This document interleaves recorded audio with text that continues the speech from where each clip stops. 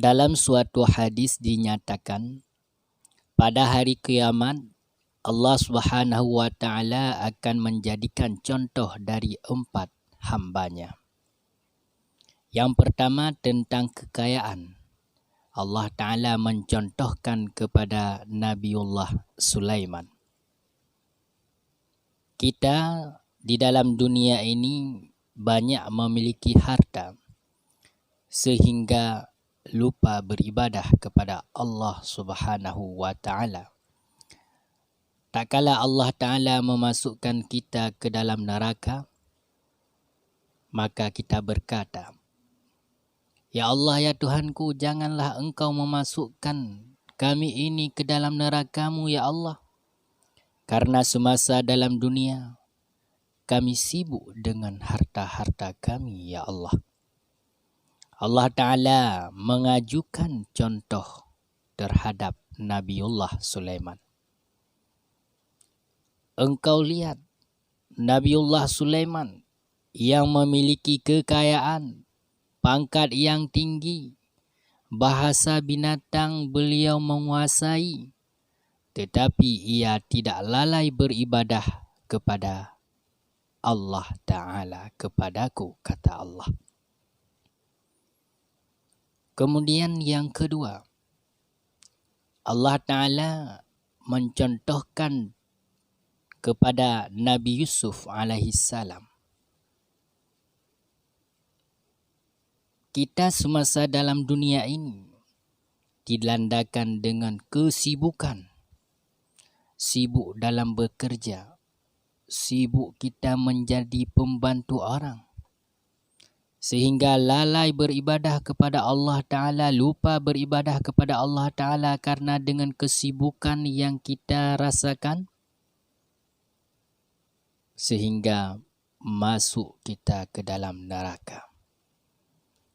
Lalu kita mengajukan kepada Allah Ta'ala, Ya Allah, ya Tuhanku, janganlah Engkau memasukkan kami ini ke dalam neraka, ya Allah.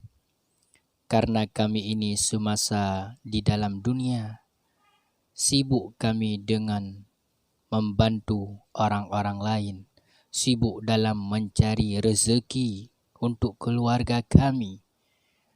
Allah Ta'ala mencontohkan terhadap Nabiullah Yusuf. Adakah tidak kamu lihat Nabiullah Yusuf?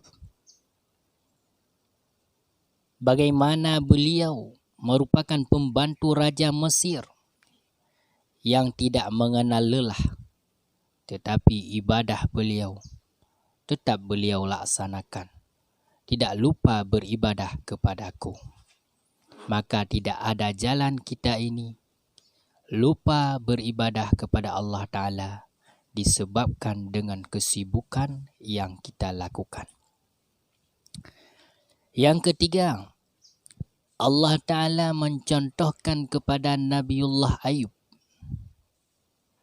Tak kala kita masuk ke dalam neraka, kita hamba ini berkata kepada Allah Ta'ala, Ya Allah, ya Tuhanku, janganlah Engkau memasukkan kami ini ke dalam neraka-Mu, karena kami ini semasa dalam dunia, sakit yang melanda terhadap kami bertahun-tahun, Ya Allah, ya Tuhanku.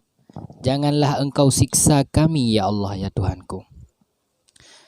Kemudian Allah Ta'ala mencontohkan kepada Nabiullah Ayub. Adakah tidak engkau lihat Nabiullah Ayub? Beliau merasakan kesakitan 18 tahun beliau merasakan sakit. Pada suatu hari, Dewi Rahmah berkata kepada Nabiullah Ayub, Wahai suamiku yang tercinta, engkau seorang Nabi Allah yang terhormat di sisi Tuhanmu.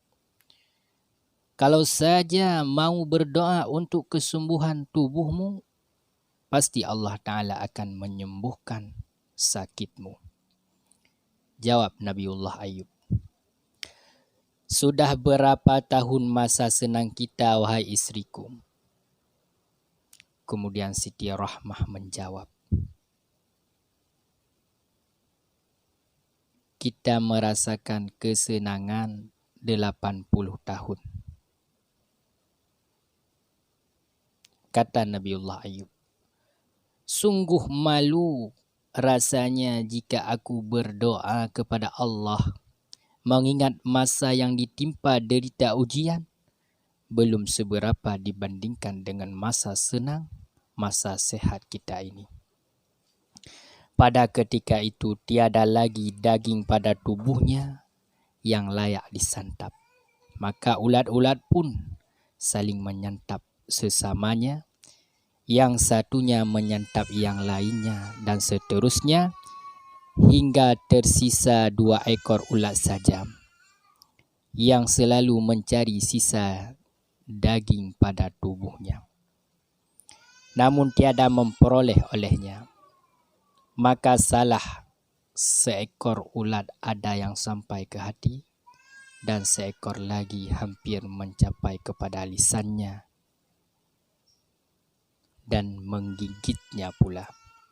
Pada saat itulah Nabi Ayub berdoa, Anni massaniyad durru wa anta arhamur rahimin. Sesungguhnya aku telah ditimpa kemelaratan, sedang engkau lebih pengasih dari segala pengasih. Kemelaratan maksudnya ujian cobaan yang dahsyat. Doanya itu bukan berarti keluh kesah dan bukan berarti menyimpang dari golongan yang suka bersabar.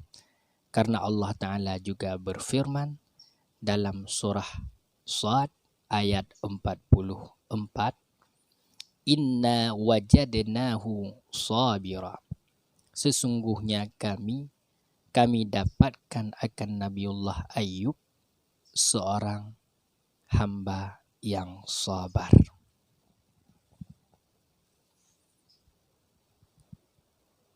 Allah Ta'ala menyisakan hati dan lidah Nabiullah Ayub karena hati dengan lidahnya selalu berzikir mengingat kepada Allah Ta'ala. Tentang fakir, Allah Ta'ala mencontohkan kepada Nabiullah Isa alaihissalam. Tak kala Allah Ta'ala memasukkan kita ini ke dalam nerakanya, maka kita berkata, Ya Allah, ya Tuhanku, jangan masukkanlah kami ini ke dalam neraka-Mu, ya Allah. Karena semasa dalam dunia kami ini dalam keadaan fakir. Kemudian Allah Ta'ala bertanya, adakah tidak engkau lihat betapa fakir dan miskinnya Nabiullah Isa alaihissalam? Ia tidak lupa beribadah kepadaku. Sedangkan engkau mempunyai harta, Nabiullah Isa tiada harta. Engkau memiliki rumah, Nabiullah Isa tiada rumah. Engkau memiliki istri, Nabiullah Isa tiada istri. Engkau memiliki bapa, Nabiullah Isa tiada bapa. Coba engkau bayangkan betapa miskinnya Nabiullah Isa daripada engkau. Maka tiada alasan kita ini untuk tidak beribadah kepada Allah Subhanahu wa Ta'ala.